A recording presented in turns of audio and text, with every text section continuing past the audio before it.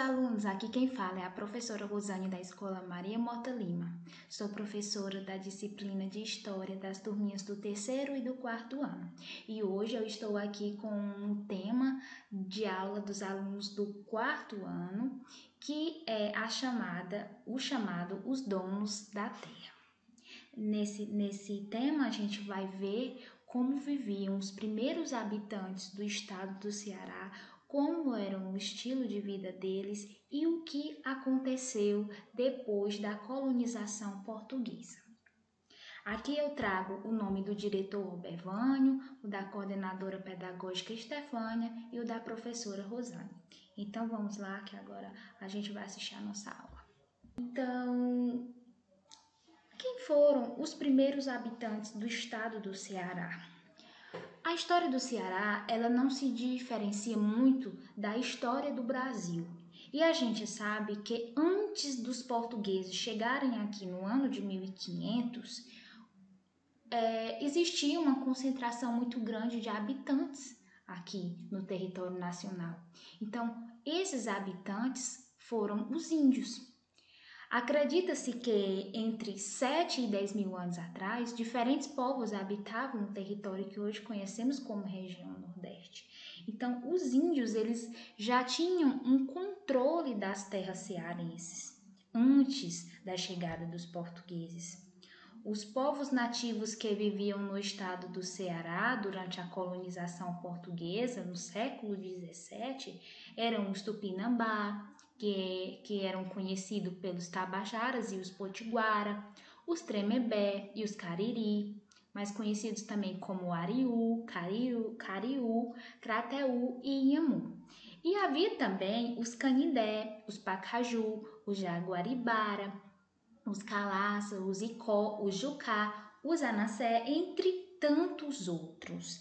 Então existiam muitas famílias indígenas antes da chegada dos portugueses no século XVII e essas famílias elas foram tão importantes ao ponto de criar aldeamentos e que até hoje esses aldeamentos, no caso que não são mais aldeamentos, que depois se tornaram cidades, que ainda recebem esses nomes.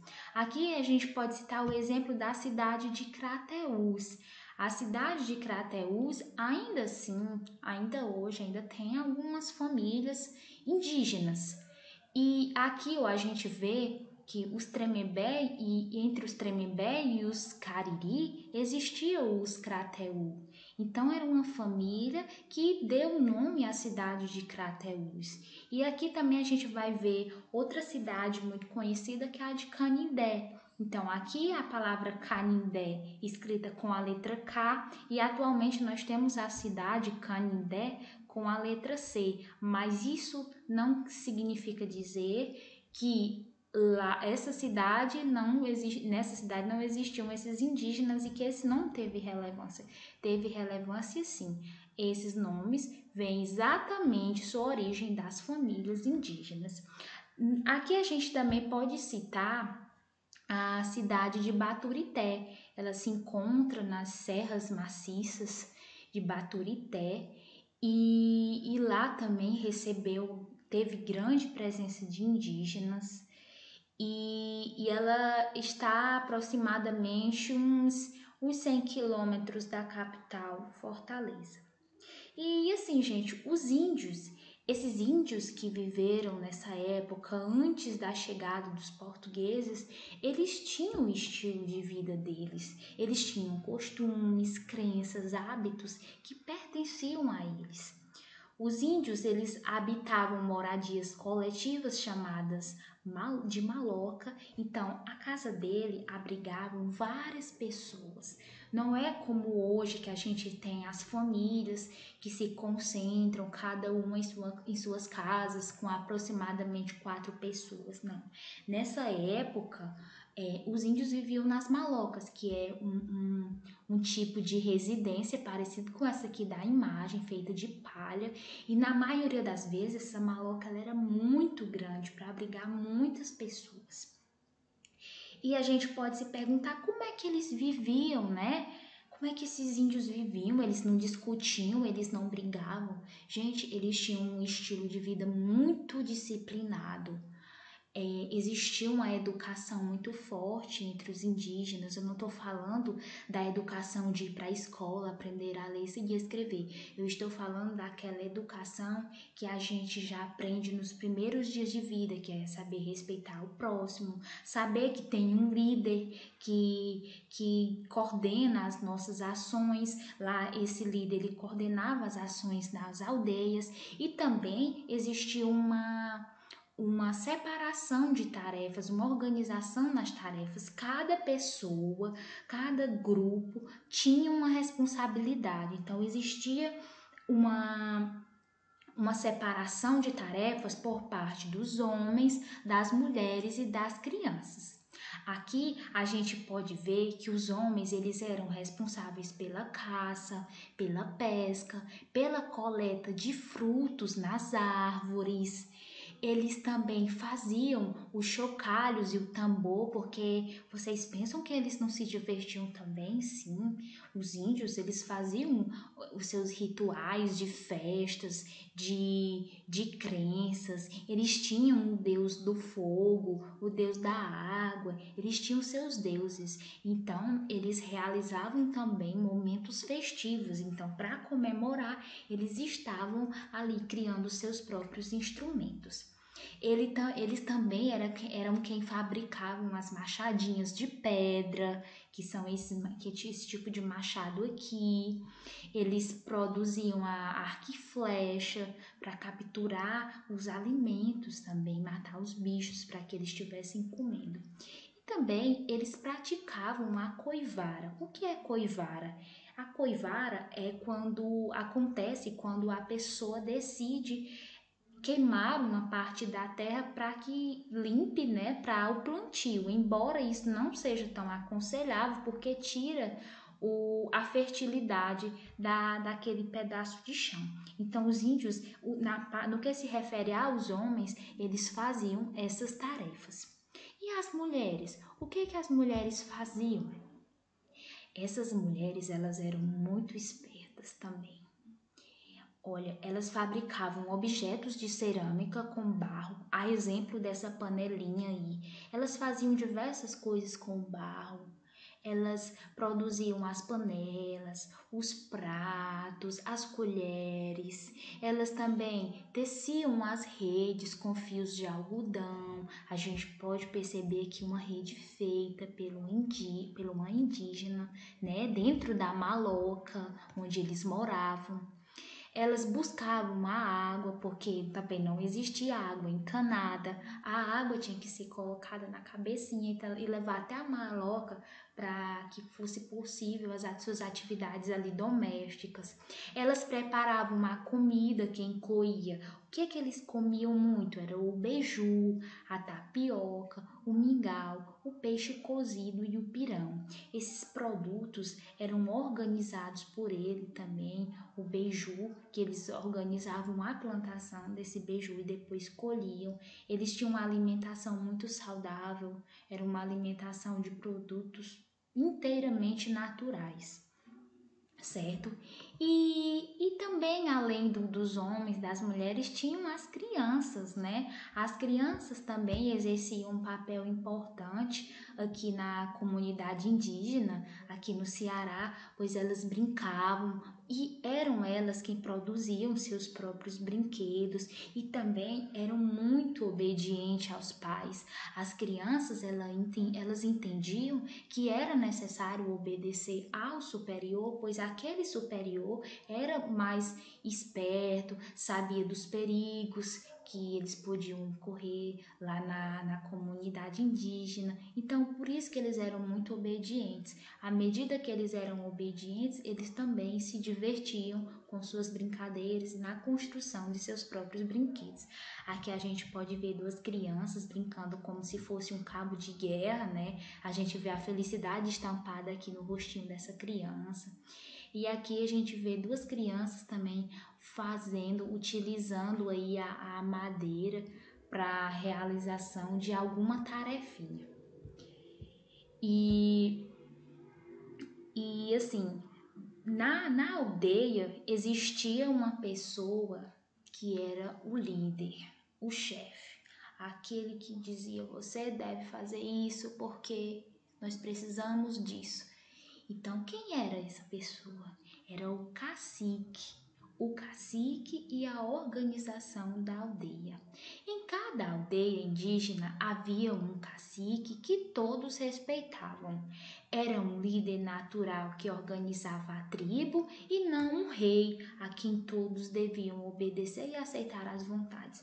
O cacique, ele colocava essas orientações, ele dava suas orientações, mas ao mesmo instante ele não era aquela pessoa rígida que estava ali punindo, julgando alguém. Não, ele queria preservar o bem-estar de todos e a segurança principalmente, para que se protegessem dos animais selvagens e que pudessem viver em harmonia, tendo sua alimentação e garantindo a sobrevivência.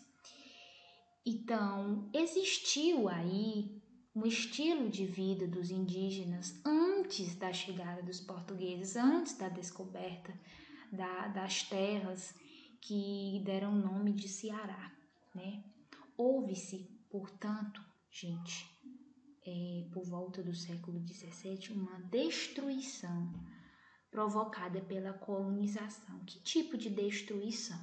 Ora, entendam, antes se tinham aqui uma concentração de um povo chamado os indígenas. A tia Rosane acabou de dizer que essas pessoas elas tinham um estilo de vida muito próprio delas. E com a chegada dos portugueses, que foram aqueles que estavam buscando a descoberta de novas terras, estavam em busca de tantas riquezas, foi que aconteceu um desmanche total das comunidades indígenas. Assim, não diria total, mas grande parcela desses indígenas, muita coisa foi modificada, acontecendo muito o que aconteceu. Esses costumes deles foram deram lugar a novos hábitos trazidos pelo povo de Portugal. Então, inicialmente, os índios foram submetidos ao aprendizado do comportamento e dos costumes europeus. Então, os europeus eles têm um costume totalmente diferente dos indígenas. Os europeus eles já estavam muito mais civilizados, eles tinham umas vestes muito diferentes, eles usavam ouro, e os índios já eram mais simples, vestiam ali roupinhas de palha, feitas ali de coisas muito próprias da natureza, de forma muito simples. Esses índios, eles passaram a ser catequizados pelos padres jesuítas, que chegaram aqui a partir de 1549, ou seja, educados nos princípios religiosos do catolicismo, religião oficial de Portugal. Então, uma coisa que vocês não podem esquecer, a religião católica, ela começou a ganhar espaço aqui no Brasil exatamente com a chegada dos jesuítas, porque eles queriam catequizar, colocar os seus costumes, as suas crenças na mente desses indígenas, porque eles queriam impor algumas regras, era como uma forma de moldar a pessoa. Olha, você é assim. É como se eles fizessem isso. Hoje você é assim, mas agora é hora de mudar. É necessário que vocês estejam rezando todos os dias. Aqui nós temos as músicas, nós temos um Deus que vai te proteger de todo o mal. Então, os indígenas, eles se sentiam ali, de certa forma, manipulados por essas crenças dos jesuítas. E quem sou eu para dizer que isso é certo ou errado? A verdade é que os costumes indígenas eles foram se perdendo com o passar dos tempos, a partir desse tipo de uma nova conscientização dos jesuítas e do povo de Portugal de uma forma geral. Os índios eram vistos como selvagens, então vale ressaltar que esse povo de Portugal, eles não viam os índios como pessoas que tinham seus direitos, não, eles viam os índios como animais, como pessoas, nem diria pessoas, mas como seres selvagens mesmos. E existiu também a Guerra dos Bárbaros. Foi exatamente um tipo de manifestação feito pelos indígenas se revoltando contra aquela invasão que eles estavam fazendo em suas terras. Então, eles começaram a se revoltar mesmo, a fazer lutas em busca dos seus direitos, para que não fossem tomadas suas terras, porque foi isso que aconteceu, gente. Os índios, eles eram os donos das terras brasileiras, mas com a chegada dos portugueses, essas terras deixaram de ser desses brasileiros e passaram a pertencer a Portugal, ao rei de Portugal. E mais adiante, a gente vê aqui uma imagem de Maurício de Souza, né, representando aqui o jesuíta, né, com a turma da Mônica, mas que é só um símbolo para que vocês entendam como eram os índios e como eram esses jesuítas. Observem as roupas desses jesuítas aí, com roupas de padre mesmo, bem vestidas, e os índios com suas pinturas, com sua peninha na cabeça e sua saia ali também de pena, algumas de palha. Nos aldeamentos indígenas, os jesuítas disciplinavam e cristianizavam os índios. O que é cristianizar? É dar a eles a percepção em Cristo, ensinando-lhe o comportamento também europeu. Os aldeamentos, também chamados de missões, eram aldeias artificiais administradas pelos padres jesuítas. Então, observem também a saída do cacique, porque eu falei para vocês que até então a pessoa que comandava a aldeia, que davam ali as regras, era o cacique. E depois disso, o cacique foi perdendo sua imagem ali, o seu trono, a sua função, e foi exatamente dado a quem? Aos jesuítas. Esses jesuítas eram os responsáveis por vigiar, disciplinar e educar os indígenas para se tornarem cristãos, adotando o catolicismo e aprendendo o comportamento total dos europeus, esquecendo seus costumes antigos. Então, é como se o costume, os hábitos desses indígenas não tivessem nenhum valor. Não, aqui a gente chega, os portugueses chegaram aqui a gente chega, a gente vai mandar nessas terras e esses indígenas vão ter que nos obedecer. Então, a gente observa uma falta de grande respeito, gente. Não houve respeito com essas pessoas que viviam aqui, não houve valorização, porque foi tomadas muitas riquezas. Essas riquezas que pertenciam às terras brasileiras não ficaram aqui no Brasil, elas foram sim para Portugal.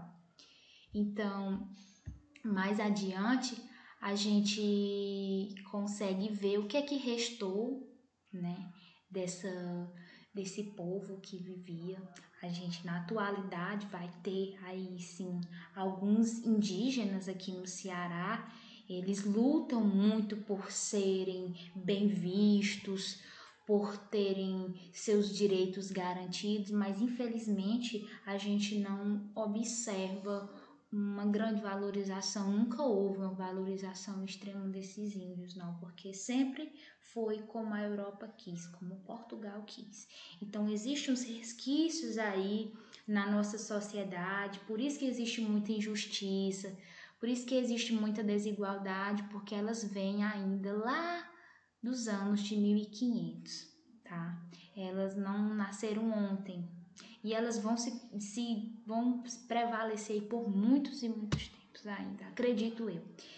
Então, na atualidade, a gente vai ter os povos indígenas aqui no Ceará, né, que tem essa tabela. E essa tabela foi feita a partir de uma pesquisa realizada no ano de 2010 Então, aqui a gente tem, um lado, as etnias, que tem os anassés, o gavião, xenipapo, canindé, calabaça, canindé de novo, cariri, paiacu, pitaguari, potiguara, tabajara, tapeba, tremembé, tupinambá. E aqui a gente tem os municípios em que vivem essas etnias e também o número da população existente. Por exemplo, aqui no Gavião, essa família, essa etnia, ela vive em Monsenhor Barbosa e tem 50, com base na pesquisa realizada em 2010, esse número com certeza ele foi modificado, mas é que a gente tem esses dados. Então, nessa época existiam 56 pessoas. Aqui um número muito alto de indígenas, olha aqui, lá em Qualcaia tem a etnia Tapeba, que tem 6.518 indígenas. E para aproximar essa realidade aqui da gente, na cidade de Crateús, aqui a gente tem também a presença de indígenas. Ó, aqui tem os Cariri, né? Que tem uma população de 116, e tem também os Tupinambá com 38. Então, a gente, quando imagina que, quando eu falo para os meus alunos que ainda hoje existem índios aqui no nosso estado, bem próximo à cidade de Crateús, as crianças e os adultos também pensam o quê? Tia, como é que esses índios estão? Como é que eles se vestem? Existe um pensamento de que os índios, esses índios, eles vivem como antigamente, né? Nus, despidos, com peninhas, com muita tinta no rosto. Não, gente. A nossa sociedade, ela mudou e o hábito dos índios também mudaram, até porque a gente viu, acabei de dizer, né, que os jesuítas, eles chegaram também com essa missão de modificar o pensamento dos indígenas. Então, os índios hoje, embora tenha ainda essa família que não se misturou com outras famílias, mas os hábitos deles mudaram. Se você for ver, ainda existem umas características nos rostos deles, os cabelos, mas em grande parte, assim, tá tudo muito mudado. Então, professora Rosane, eu já fiz uma visita a uma comunidade indígena lá em Quiterianópolis e são pessoas, assim, adoráveis. A gente observa que tem uns que têm um comportamento mais retraído, que não quer muito conversa contigo, mas que se você tentar se aproximar deles, essas pessoas, elas têm, assim, muito a oferecer. Tem uns que na verdade todos estudam, mas tem uns que são os coordenadores da escola. Eu conversei com a coordenadora da escola, ela é indígena, ela tem o cabelinho preto, bem lisinho, tem a pele escura e tem assim uma forma assim de falar muito bonita também. Ela é muito inteligente, muito estudiosa. A mãe dela é a pajé, que é a quem faz as orações quando alguma criança adoece. Eles têm muita crença na reza e foi muito bacana a visita com eles. Fiquei amiga da dona Francisca, inclusive quero deixar aqui meu abraço para ela, uma pessoa que foi muito importante, tive muita conversa boa com ela sobre a religiosidade. E assim, existem ainda essas famílias, eu quero que vocês saibam que existem, só que não são mais como antes, né? O índiozinho, aquele que se veste de forma bem simples, não, eles já se vestem como nós, mas eles também gostam de adereços ainda um pouco que retomam aos costumes antigos. E no dia que eu fui, tinham algumas com uns brincos assim de pena que eu achei muito bonito, tá? Então, quando aconteceu a chegada dos portugueses aqui, existiu uma luta também dos índios. Eles não, embora alguns estivessem ali ouvindo as palavras dos jesuítas, o que é que se tinham a fazer, mas teve outros, os caciques se revoltaram. Eles pensaram, isso não pode estar acontecendo, é necessário que haja uma revolução entre nós. Então, em 1863, o governo cearense declarou que não havia mais índios no Ceará. Olha aí, uma esperteza. Eles queriam mostrar que não existiam mais índios e isso era exatamente para europeizar mais ainda as terras brasileiras. E sim, ainda existiam índios. Era mais como um tipo de farsa, né? Para que fossem adotados de forma mais rápida os hábitos dos europeus.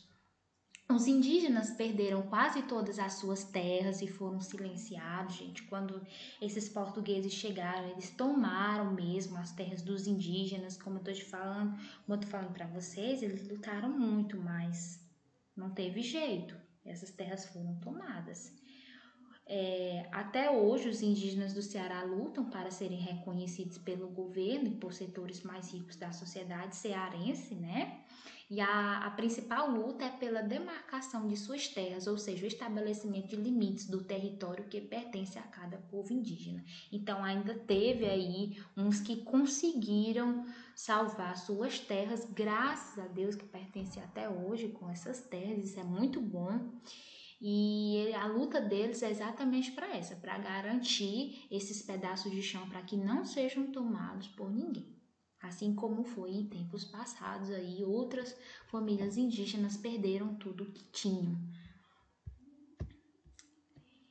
E assim, a gente sabe que no Ceará, como eu falei, teve muita presença dos indígenas e esses indígenas, eles deixaram marcas fortíssimas no nosso estilo de vida também. Olha, a começar pelas características físicas. A gente observa que as pessoas do nosso estado não são pessoas só brancas, altas, loiras, de olhos azuis ou verdes. Não, gente. Existe uma mistura dos indígenas com os portugueses, porque depois, né, uma grande massa de portugueses vieram morar aqui no Brasil, e aí é onde a gente resultou numa miscigenação. O que é miscigenação? É uma mistura de povos. Uma mistura de um português aqui com um índio, né? Então, o que é que a gente tem hoje? Muito presente aqui na nossa realidade, as características físicas das pessoas. Tem muitas pessoas morenas acabocladas, mulatas, pardos e cafusos, pessoas de cabelo lisos ou duros, ou ainda levemente ondulados. O meu cabelo ele é liso, mas ele é ondulado. Olha, a gente vê uma presença, né? A gente não pode negar a nossa raiz. E também as cores dos cabelos, a grande maioria são negros ou castanhos. E os olhos escuros e a estatura sempre mediana ou baixa. A cultura, o que é que restou da cultura dos indígenas? Ainda, o que é que a gente ainda tem até hoje? A caça feita com o fojo e a arapuca, a pesca com tarrafa e a naça e as queimadas, que é o que eu falei da coivara. Os utensílios domésticos, o que é que as pessoas ainda usam? O pilão que é aquele feito do tronco da árvore para penicar o milho todinho, deixar só aquela massa. A gente vê ainda as cuias, as cabaças de água, os potes e as panelas de barro também, ainda é muito frequente, principalmente nas casas dos interiores que fazem comida no fogão a lenha. E também a gente não pode jamais deixar de esquecer das redes, que também praticamente 100% das nossas casas sempre tem alguma rede. A alimentação, que a nossa alimentação também ainda recebe uma herança desses indígenas, é o caju, pequi, as batatas, as mandiocas, o beiju, a farinha, urucu, feijão, milho e mel de abelha. Aqui no próximo slide a gente traz também o que é que ficou, assim, uma das coisas mais marcantes, que teve origem com os indígenas, mas que até hoje a gente ainda vê presente nos cearenses e nos praianos também. Aqui na primeira imagem a gente tem a pesca feita com a tarrafa, que é muito comum entre os moradores do litoral cearense. Aqui as pessoas gostam muito de pescar, tanto lá no litoral, nas praias, né, como também nos interiores. Tem muita gente que gosta de pescar nos açudes, na própria praia. Então elas usam muito a tarrafa. Então a tarrafa era um instrumento usado pelos índios para estar capturando seus peixes. Aí aqui a gente tem a carapuça também, outra herança indígena. Ainda hoje ela é utilizada pelos cearenses para caçar pequenos animais e aves. Geralmente eles colocam um alimento aqui embaixo e na hora que um animal vem, eles fisgam o animal, prendem e ali já é garantida a caça. Mais uma vez eu venho falar aqui das redes. Quem é que não gosta de uma rede para se balançar, para dormir? Então, entre as várias heranças indígenas, a rede é uma das mais usadas pelos cearenses. Então, a rede foi mais um instrumento criado pelas nossas indígenas, né? Pelas mulheres. E outro alimento, gente, que isso é sensacional, é um dos alimentos melhores que eu acho nessa vida, que é o milho.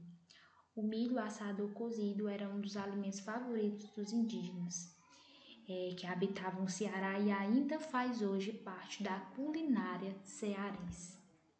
Então, gente, a aula de história abordou aqui a presença dos indígenas, eles que foram os primeiros habitantes do Ceará. Depois a gente fala da tomada dessas terras dos indígenas que aconteceu com a chegada dos portugueses. Mais adiante também a gente fala das lutas que eles travaram porque não queriam que isso tivesse acontecido, mas não teve jeito. Os portugueses chegaram mesmo e dominaram. E também a gente vem trazer aqui, né, as características e também alguns hábitos, algumas heranças deixadas por esses indígenas e que até os dias de hoje a gente adota e usa com muita frequência. Então, a tia Rosane finaliza a nossa aula por aqui. Um grande beijo, um forte abraço. Qualquer dúvida pode me chamar no privado que eu estarei lá para atender. Tchau, até a próxima!